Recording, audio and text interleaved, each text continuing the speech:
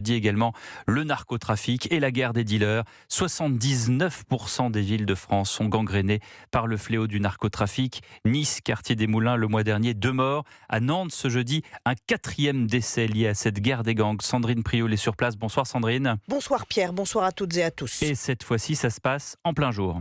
Effectivement, cette fois, c'était en plein jour, à l'heure où les enfants rentrent déjeuner à la maison, passant par ce square d'une cité en pleine rénovation urbaine.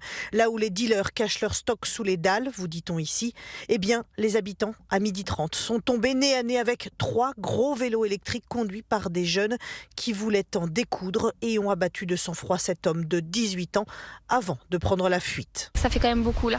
La drogue, c'est un gros problème. Mon papa, du coup, il a quand même 80 ans, donc sortir tout seul et voir des choses comme ça l'a perturbé. Puis quand il m'a appelé pour me dire tout ça, j'ai eu très peur parce que ça aurait pu être lui.